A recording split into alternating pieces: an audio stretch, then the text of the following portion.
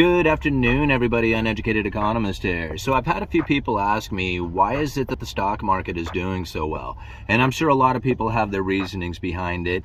I believe it has a lot to do with the neutral interest rate and then the lag that takes place from the time that the Fed raises rates to the time that it actually impacts the economy. So I'm going to try and illustrate this out for you again, because I know how much you love the drawing that I did in the last video. So we're going to try this again here, and I'm going to try and show you what it is that's happening. So if we can imagine the neutral interest rate. Now, if you're not familiar with the neutral interest rate, I'm just going to draw it in this ballpoint pen. It's not really that important, this line.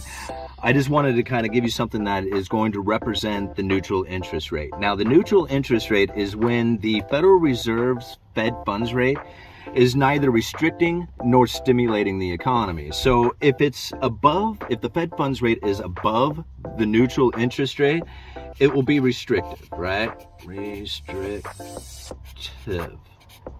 Okay, it'll be restrictive. If it's below the neutral interest rate, it'll be stimulative. Stimulative?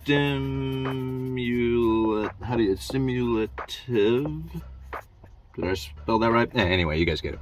Okay, so above the neutral interest rate, restrictive. Below the neutral interest rate, stimulating. Okay, so the Fed funds rate, when it is at neutral and not accommodating nor restricting the economy, the Fed can lower interest rates to stimulate the economy. Okay, and so if we can imagine that the Federal Reserve has dropped interest rates to zero, right? And if at the time that they started this interest rate dropping, right, the neutral interest rate was, I'm just going to make up a number, say it was 1.5%, right? Now, a lot of people said it was somewhere around 2%, 2.5%. Nobody knows exactly sure where this neutral interest rate is. It's really kind of an assumption, and then there's a few economists out there who come up with these formulas to give you an idea of what they feel the neutral interest rate is. The reason why there is no set number for the neutral interest rate is because really it's a forward-looking interest rate. It has a lot to do with inflation expectations on where the markets or the people or the economy believes that the interest rates are going to be in the future, and that generally determines where it is that the neutral interest rate is or where it's heading. Okay, so if you drop interest rates down to zero, right, and the Federal Reserve has interest rates here over at 0%, what will end up happening, and depending on the length of time that this takes place, is that the neutral interest rate will begin to fall. Okay, and so if we can imagine it here, after they've kept interest rates down for a little bit, the neutral interest rate might actually fall to 1%. Right. Now, when you think about this, right, how stimulative is the economy, how stimulated is the economy when the Federal Reserve went to drop interest rates, went to the lower bound of zero, and then the neutral interest rate started ticking down behind it? Right? It really does not give them that much room to stimulate. It's only just a small area in there that the actual dropping of interest rates stimulates the economy. Because you have to think, when interest rates come down, that inspires people to go out there and borrow money, right? They're like, oh man, I can go out there and buy a house or car, go on vacation, or do whatever with this money. And so when the interest rates fall, that usually gets people out there borrowing money to spend into the economy. But if the neutral interest rate is already low, it doesn't really stimulate the economy to get that much below the neutral interest rate, right? Because you can only really move just a 1.5%. So now, when we think about what happens when the Federal Reserve goes to raise rates, okay, because it happened quite quickly on this last go around, in which that the interest rates shot up right away. So it shot up above the neutral interest rate, right? They, over the course of, 6-7 months or so, they went from 0 to 3% or something like that. Okay, and I'm going to make up a lot of these numbers here just for the sake of argument and understanding what's going on.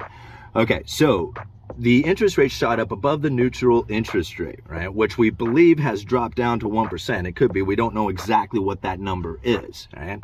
And so this appears to be very restrictive, going from the neutral interest rate up to 3%. I mean, that's a long distance to be restricting the economy, right? And this is where a lot of people feel that was taking place, and that is the reason why we had, or we should be having, a market crash or a housing market crash or any of that stuff, is because of the situation here being so restrictive above the neutral interest rate. Okay, does that kind of make sense so far? I know it's kind of, a little confusing here, but ultimately we had a low neutral interest rate. Fed dropped interest rates down to zero, the Fed funds rate. That brought the neutral interest rate down further as it started chasing down the Fed funds rate, started following it down. When they went to go raise rates, they shot it past the neutral interest rate and took it into an incredibly restrictive position, considering how much above the neutral rate it was, right? 3%. Now, there's the thing. The Fed funds rate has a lag effect on the economy. So when they raised it to 3%, it takes anywhere from 6 months to a year. Now, there is a lot of debate on whether or not the Fed can move that lag period up a little bit by giving forward guidance, like saying, hey, we're going to be doing this. And that kind of gets the market already ahead of time, kind of behaving in a way that is if the interest rates were already there. But nobody knows exactly how long this lag time is, because it can be anywhere from 3 months to a year and a half. Nobody knows exactly what it is. So even if we kind of considered it 6 months, just to kind of give it an idea, even though they've raised the interest rates to 3%, it's really another 6 months down the road before that 3% actually starts to impact the economy. During that time of the rise of the lifting of interest rates, right, the rising of interest rates, the neutral rate begins to rise, right? And if we can imagine what the neutral interest rate is, as by the time we get to the lag period of the lifting of interest rates. Okay, so the Fed lifted interest rates to 3%, but it doesn't really impact the economy for another 6 months to a year. During that time, the neutral interest rate begins to rise. And what you end up having is a neutral interest rate that may be at 1.5% again, and the actual impact of the Fed funds rate might be at 3%. Much different than what people are assuming would be from the 1% neutral interest rate to the 3%. That would be kind of intuitive to when the Federal Reserve goes to raise rates. You would assume that this is the interest rate that is restrictive. But again, it takes 3 months to 6 months or whatever for that Fed funds rate to actually impact the economy. And during that time, the neutral interest rate begins to rise. So even then, people kind of assume that we're up here at, like, say, 5.25%.